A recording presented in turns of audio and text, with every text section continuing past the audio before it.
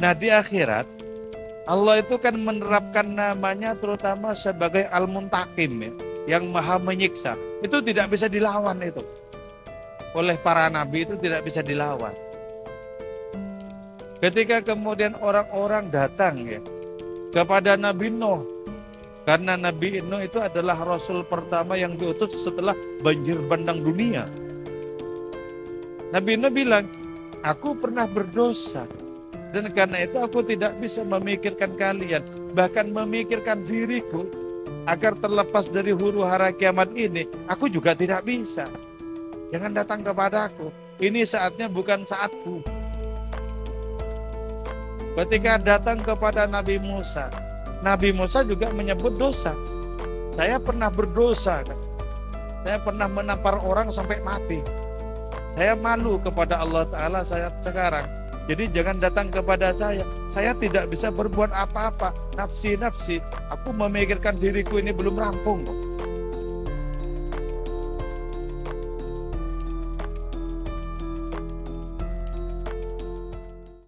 قال المصنف رحمه الله تعالى ونفعنا بعلومه ومدنا بأسراره وفاض علينا من بركاته وبكم آمين بسم الله الرحمن الرحيم يا أكرم الخلق ما لي من ألوذ به سواك عند حلول الحادث العامم صلى الله عليه.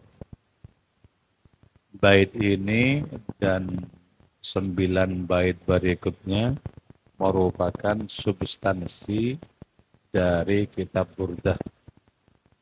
Kalau orang Madura menyebutkan Athena Burdah, hakikat dari Burdah itu sendiri. Karena itu kalau di Sambisari, di Habibdillah itu seringkali substansi Burdah ini yang dibaca, yaitu dari Ya akramal khalqi mali man aludhu bihi. Kita akan membahas bait ini juga bait berikutnya. Insya Allah sekitar 5 kali atau 4 kali perjumpaan.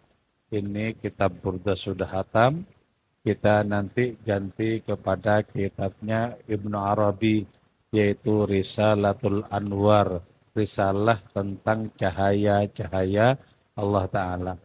Nanti kitab berikutnya ini akan lebih agak sulit lagi. Jadi butuh perhatian kita yang penuh.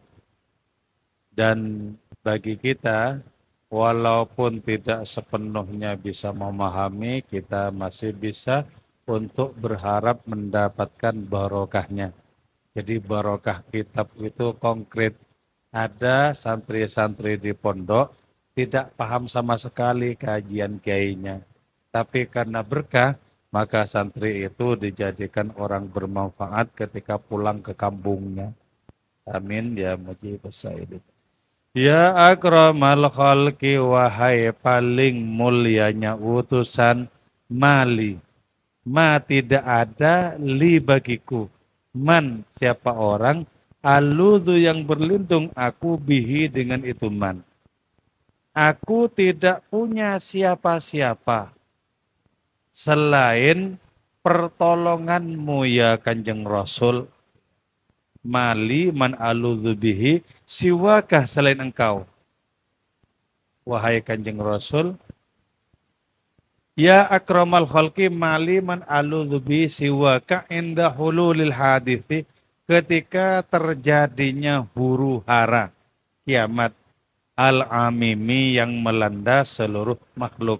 Jadi ya, ketika terjadi huru hara kiamat, ketika orang tidak bisa menolong dirinya, apalagi menolong orang lain, satu-satunya pertolongan cuman dimungkinkan muncul dari Kanjeng Rasul Muhammad SAW. Satu-satunya orang yang dibutuhkan oleh seluruh dunia loh. Jadi berarti apa?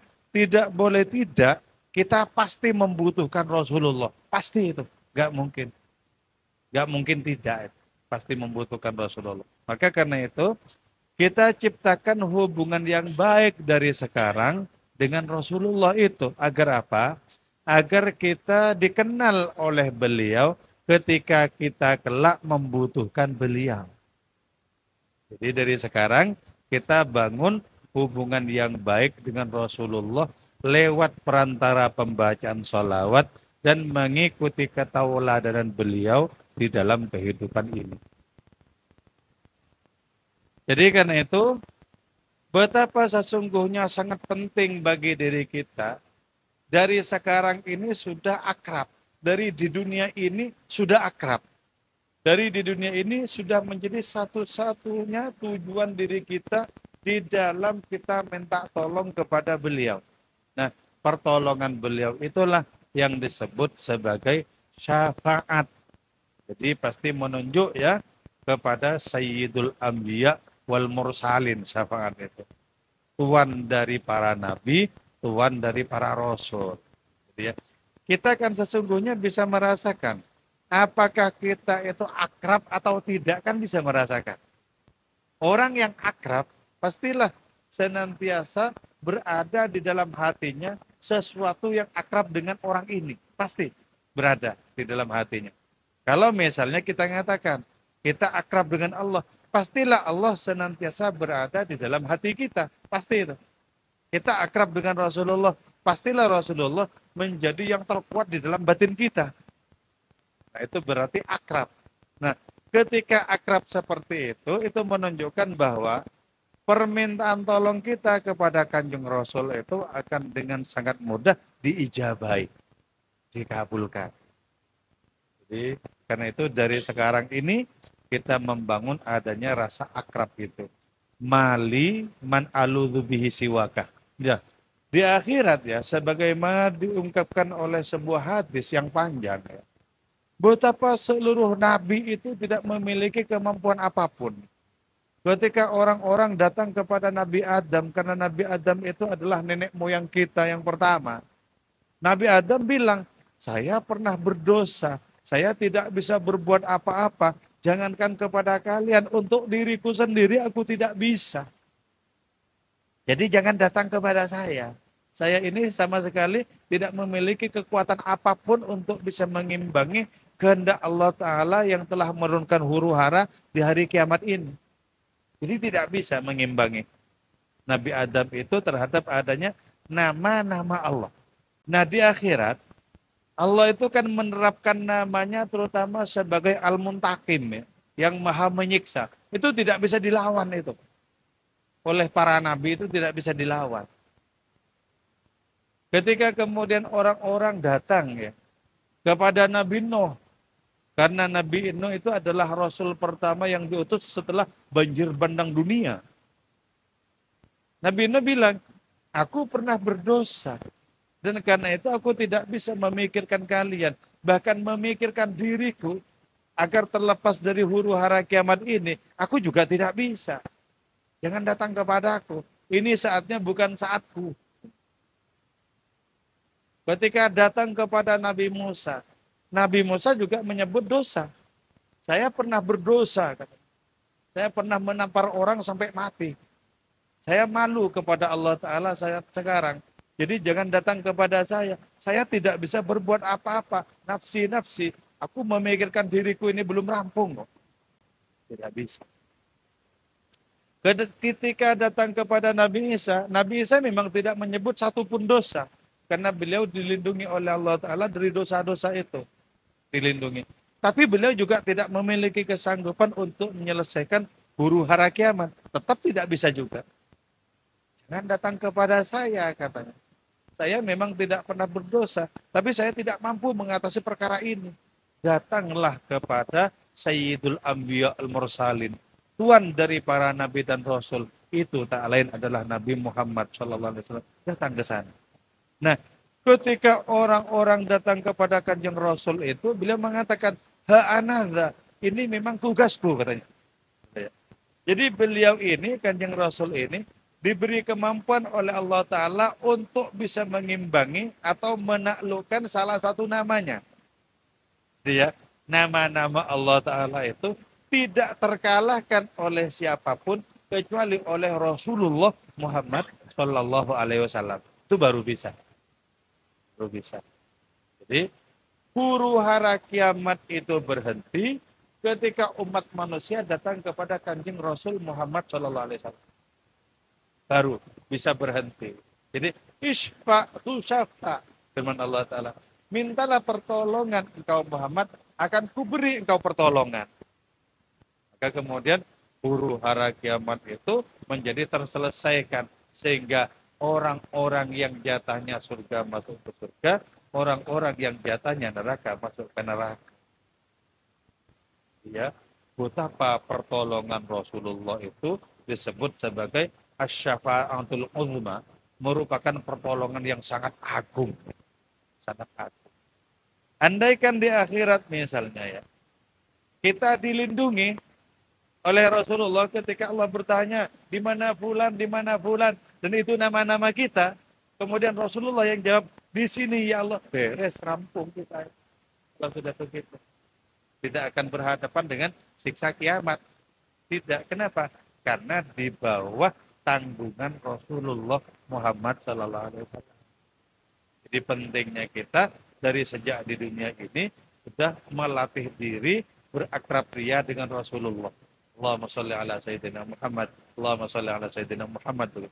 Jadi setiap ada persoalan apapun, kita itu mesti perlindungan kita itu kepada Rasulullah itu. Di dunia dan di akhirat. Sebab syafaatnya itu konkret di dunia, konkret di akhirat. Terutama syafaat di mana? Di dunia terutama. Kalau di dunia tidak mendapatkan syafaat, kita tidak menjadi orang baik. Tidak menjadi orang beriman. Tidak bisa berislam.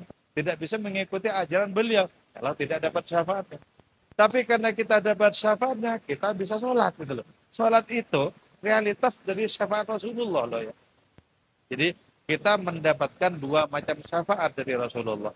Yang pertama disebut sebagai syafaatul kaun atau syafaat keberadaan. Nah ini seluruh manusia mendapatkan. Apakah manusia itu beriman kepada beliau atau tidak, tetap mendapatkan syafaat. Itu disebut sebagai syafaatul kaun. Nah kalau kita berislam, beriman kepada beliau, maka kita mendapatkan syafaat yang kedua, yaitu syafaat berupa kerohanian diri kita. Nah, ruang untuk mendapatkan syafaat itu bisa kita perluas, terus perluas. Jadi semakin dekat kita kepada Rasulullah, syafaat kita semakin gamblang juga, terus begitu. Dan bersalawat kepada Kanjeng Rasul itu untuk mendapatkan syafaat misalnya, itu tidak akan pernah ada rampungnya, sama sekali tidak. Jadi tidak ada istilah salawat kebanyakan, itu enggak ada. Kita mau salawat 1 juta, 2 juta, berapa juta, berjuta-juta. Tidak ada banyaknya. Tidak ada.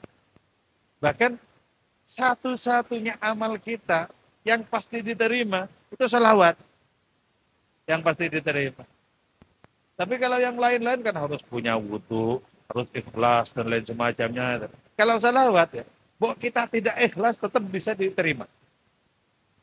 Kalau kita campur ngantuk, tetap bisa diterima.